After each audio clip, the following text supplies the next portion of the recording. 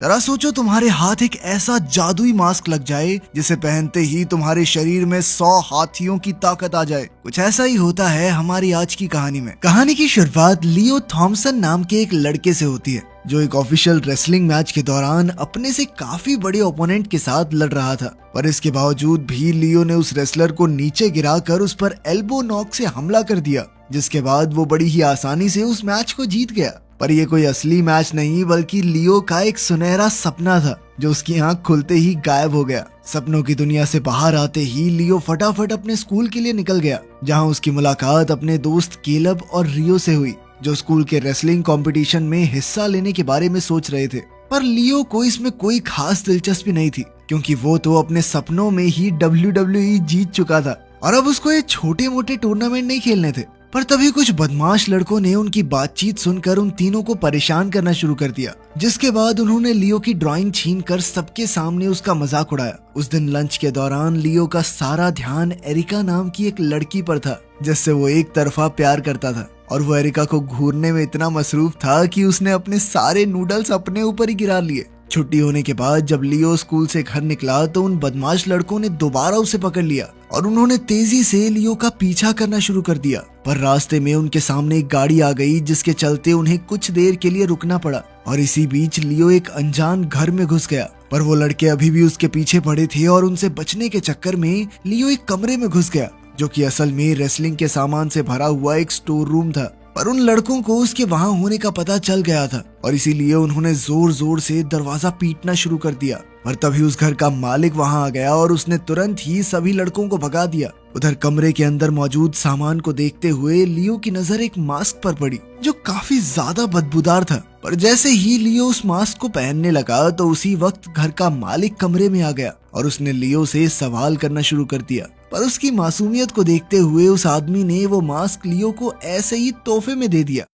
घर वापस आने के बाद लियो हर रोज की तरह अपनी दादी के साथ रेसलिंग मैच देखने बैठ गया और तभी उसके पिता स्टीव भी वापस घर आ गए। पर तभी टीवी पर WWE ने एक रेसलिंग चैंपियनशिप का ऐलान किया, जिसका विजेता अगला NXT चैंपियन बनने वाला था और खुशकिस्मती से ये चैंपियनशिप लियो के शहर में ही होने वाली थी।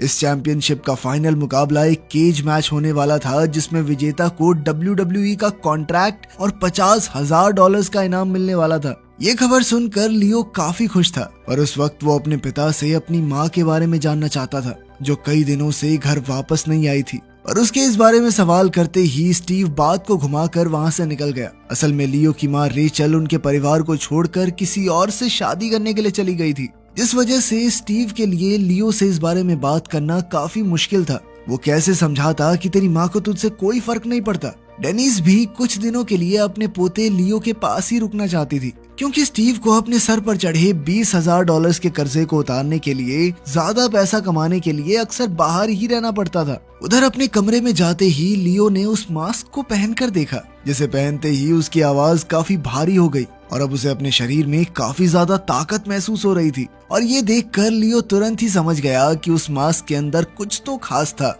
और इसीलिए उसने समरसॉल्ट मारने की कोशिश की। पर उसके समरसॉल्ट मारते ही उसका पैर अलमारी से टकरा गया, जिस वजह से वो उसके ऊपर गिरने लगी। पर इस बार लियो ने उस भारी भरकम अलमारी को एक उंगली से रोक दिया। पर लियो का मन इतने से नहीं भरा और इसीलिए उसने अपनी ताकत को आजमाने के लिए बेंच प्रेस करने के चक्कर में गाड़ियां उठाना शुरू कर दिया, जिसके बाद उसने अपने घर के बरामदे में लगे पेड़ को लात मारकर नीचे गिरा दिया। उस मास्क की शक्तियां जानने के बाद लियो ने उसके बारे में जानकारी इकट्ठा करना शुरू कर दिया, जिस दौरान उसे पता चला कि असल में ये मास्क पुराने जमाने के एक बहुत ही ताकतवर रेसलर का था, जिसमें कई सारी शक्तियां मौजूद थी। पर ये मास्क अपनी मर्जी से ही अपना रेसलर चुनता था और पिछले 50 सालों से ये मास्क किसी को दिखाई नहीं दिया था।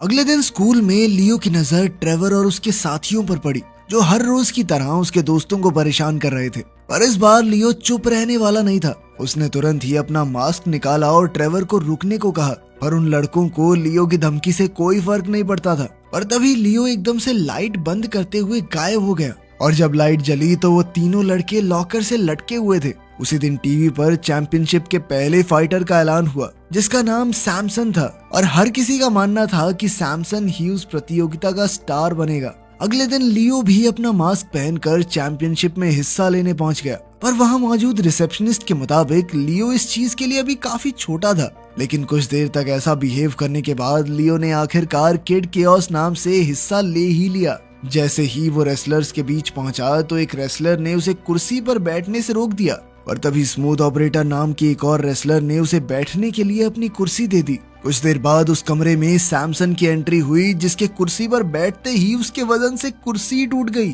और इस चीज ने सभी रेसलर्स का ध्यान सैमसन की तरफ खींच लिया था। इसके बाद चैंपियनशिप की शुरुआत बैरल थ्रो से हुई, जहां सैमसन ने 2 बैरल्स को फेंका, और जब लियो की बारी आई तो उसने तो बैरल को स्टेडियम से बाहर ही फेंक दिया। अगले टेस्ट में रेसलर्स को एक नकली पुतले को पीटते हुए अपने मूव्स दिखाने थे। यहाँ लियो ने रिंग की एक तरफ से सीधा दूसरी तरफ छलांग लगाकर दिखाई, जिसने वहां मौजूद सभी लोगों को हैरान कर दिया। सारे टेस्ट खत्म होने के बाद जब सिलेक्शन की बारी आई तो स्मूथ ऑपरेटर सिलेक्ट होने वाला सेकंड लास्ट रेसलर था, और आखिरी नंबर पर लियो का नाम भी लिस्ट में आ गया, और ये सुनकर वो बहुत ज्यादा खुश था। सिलेक्शन के बाद जब लियो चुपचाप खिड़की से अपने कमरे में घुसा तो वो दादी डेनिस को देखकर हैरान हो गया, और सवाल किए जाने पर उसने डेनिस को बताया कि वो इस चैंपियनशिप को जीतकर अपने पिता के ऊपर जो कर्जा है उसे उतारना चाहता है। अगले दिन जब लियो अपने दोस्तों के साथ लाइब्रेरी में बैठा हुआ था तो उसकी नजर एरिका पर पड़ी, जो वहीं पास में खड़ी हुई थी, और उसके दोस्तों के बार बार कहने के बाद आखिरकार लियो अपना मास्क पहनकर एरिका से बात करने चला गया, पर अभी भी उसमें सामने जाकर बात करने की हिम्मत नहीं थी, और इसीलिए वो एक बुक शेल्फ के पीछे खड़ा होकर उससे बात कर रहा था। उनकी इस बातचीत के दौरान उन दोनों ने ही एक साथ पढ़ाई करने और कभी कभी फोन पर बात करने का फैसला किया, जिससे लियो काफी ज्यादा खुश था। उधर चैंपियनशिप का आगाज भी हो चुका था, जहां पहले मैच की विजेता लेस्ली नाम की एक रेसलर थी। वहीं स्मूथ ऑपरेटर और सैमसन भी बड़ी ही आसानी से अपना पहला मैच जीत गए थे। इधर अपना किड केओस भी काउबॉय के साथ होने वाले मैच के लिए पूरी तरह से तैयार था, पर मैच शुरू होते ही काउबॉय उसे उठाकर पटकने की कोशिश में लग गया। लियो ने उसे रोकने की बहुत कोशिश की, पर फिर भी काउबॉय ने उसे उठाकर सीधा रिंग में पटक दिया। पर जैसे ही काउबॉय काउंटडाउन के लिए आगे बढ़ा तो लियो ने उसे एक ही धक्के में हवा में उछाल दिया, और अब लियो को लग रहा था कि शायद वो ये मैच जीत गया है। पर तभी काउबॉय ने एक बार फिर से मैच में वापसी करते हुए लियो को एक रस्सी से बांधने की कोशिश की, पर इस बार लियो पूरी तरह से तैयार था, और उसने तुरंत ही उस रस्सी को वापस काउबॉय पर फेंककर तेजी से रिंग के चारों तरफ भागना शुरू कर दिया, जिसके बाद मैच को खत्म करने के लिए उसने एल्बो नॉक का इस्तेमाल किया। अगली सुबह लियो अपने कमरे में बैठा हुआ था कि तभी उसकी दादी ने उसे नीचे बुलाया, जहां पहुंचकर उसकी मुलाकात एरिका से हुई, जिसे वहां देखकर वो बहुत ज्यादा हैरान था। और तभी एरिका ने बताया कि वो बिना फोन के इसलिए आ गई ताकि वो उसे सरप्राइज कर सके। लेकिन ये लियो के लिए कुछ ज्यादा ही एक्साइटिंग हो गया। अपने प्यार को अपने घर में देख के लियो बौखला गया था। खैर, अगले मुकाबले में किड केओस का मुकाबला स्टिंक फेस नाम के एक रेसलर से था, और मैच शुरू होते ही जैसे ही लियो उसके पास गया तो उसको स्टिंक फेस के शरीर से आने वाली बदबू का एहसास हुआ, जिसे झेलना उसके लिए काफी ज्यादा मुश्किल था। और इस चीज का फायदा उठाते हुए स्टिंक फेस ने लियो के चेहरे पर अपना पसीना रगड़ दिया, जिसकी बदबू की वजह से वो नीचे गिर पड़ा। और जैसे ही स्टिंक फेस उस पर दोबारा से हमला करने के लिए आगे बढ़ा तो लियो एक ही बार में उसके पैरों के नीचे से निकल गया, जिसके तुरंत बाद स्टिंक फेस ने एक जबरदस्त पाद मारा। इस खतरनाक हमले से उसने लियो को लगभग रिंग से बाहर ही फेंक दिया था, और इसके बावजूद लियो ने किसी तरह खुद को संभालते हुए स्टिंक फेस पर दोबारा हमला करके उसे नीचे गिरा दिया। और जब उसे पिन करने की बारी आई तो लियो ने अपने पैर का ही इस्तेमाल करने का फैसला किया, क्योंकि अब उसमें स्टिंक फेस की बदबू झेलने की हिम्मत नहीं थी। अगले दिन जैसे ही लियो अपने स्कूल के लिए निकलने लगा तो स्टीव ने उससे उसकी और एरिका की दोस्ती के बारे में पूछा, पर बात को घुमाने के लिए लियो एक बार फिर से अपनी माँ के बारे में पूछने लग गया। उसी दिन जब लियो के सभी दोस्त एक कैफे में बैठकर किड केओस के बारे में बातें कर रहे थे, तभी कुछ लड़कों ने एरिका से पूछा कि वो इन लूजर्स के साथ क्या कर रही है, जिस पर एरिका का कहना था कि वो अपने दोस्तों के साथ समय बिता रही है, किसी को बताने की जरूरत नहीं है वो कैसे हैं। तभी एक आदमी ने उस कैफे में घुसकर वेटर के सर पर बंदूक तान दी, जिसे देखकर सभी लोग टेबल्स के नीचे छुप गए। और तभी लियो ने अपना मास्क निकालते हुए अपने दोस्तों को किड केओस की असलियत के बारे में बताया, जिसके बाद वो मास्क पहनकर तुरंत ही उस आदमी का सामना करने चला गया, और उसने काफी तेजी से उस आदमी पर खाना फेंकते हुए उसे नीचे गिरा दिया, जिसके बाद लियो ने उस आदमी को घसीटते हुए कैफे से बाहर फेंक दिया। उधर डेनिस ने स्टीव से कहा कि आखिर वो लियो को उसकी माँ के बारे में बता क्यों नहीं देता, क्योंकि लियो अभी भी अपनी माँ की वापसी की उम्मीद लगाए बैठा है और जब तक उसे पता नहीं चलेगा तब तक ये उम्मीद कायम रहेगी।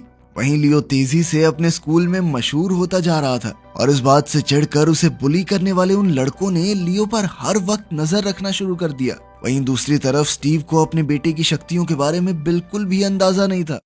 चैंपियनशिप के सेमीफाइनल के दौरान सैमसन का मुकाबला लेस्ली नाम के एक फाइटर से हुआ जिसने उसे काफी तगड़ी टक्कर दी, पर अंत में सैमसन ने अपने खतरनाक मूव से उसे हरा ही दिया और अब बारी थी किड केओस और स्मूथ ऑपरेटर के मैच की। वो दोनों ही रिंग के बाहर बहुत अच्छे दोस्त थे, पर जैसे ही लियो रिंग में चढ़ने लगा तो उसे अपने पैर में कुछ अजीब सा महसूस हुआ और वो अचानक से फिसल गया, जिसके बाद स्मूथ ऑपरेटर ने कहा कि थोड़ा टाइम ले लो, कोई बात नहीं। पर लियो को इससे कोई फर्क नहीं पड़ता था और उसने तुरंत ही लड़ाई शुरू करने को कहा। अब जैसे ही लड़ाई शुरू हुई तो स्मूथ ऑपरेटर ने उसे एक ही झटके में रिंग से बाहर फेंक दिया और तब जाकर लियो को एहसास हुआ कि किसी ने उसके जूतों में ग्लू लगा दी थी। पर इससे पहले कि वो लियो को पिन करके काउंटडाउन शुरू करवा पाता, लियो ने उसे हवा में उड़ा दिया, जिसके बाद स्मूथ ऑपरेटर ने उस पर कई हमले करने की कोशिश की, पर लियो ने उसे हर एक हमले से बचते हुए एक बार फिर से हवा में उछाल दिया और फिर अपने जबरदस्त हमले एल्बो ब्लो से ये मैच जीत लिया।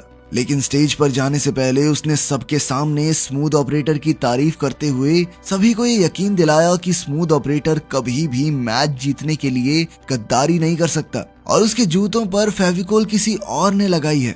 मैच के बाद लियो दोबारा अपने दोस्तों से मिला जिनके साथ उसका स्कूल के टैलेंट शो में हिस्सा लेने का प्लान था, पर तभी उसे प्रेस कॉन्फ्रेंस के लिए बुला लिया गया। पर उस वक्त उसे ये नहीं पता था कि सैमसन के एजेंट को उसकी असलियत के बारे में पता चल गया था। प्रेस कॉन्फ्रेंस के दौरान सैमसन ने अपने एक हाथ से टेबल को तोड़ दिया, जिसके बाद उसके एजेंट ने लियो से भी ऐसा करके दिखाने को कहा, पर इस पर लियो कहने लगा कि मैं पागल थोड़ी हूँ, टेबल टूबल तोड़ता घूमूंगा, माथे पे कुछ लिखा है क्या मेरे। ये सुनते ही सैमसन ने गुस्से में आकर उस पर हमला करने की कोशिश की, लेकिन वहां मौजूद सिक्योरिटी गार्ड्स ने उसे रोक लिया।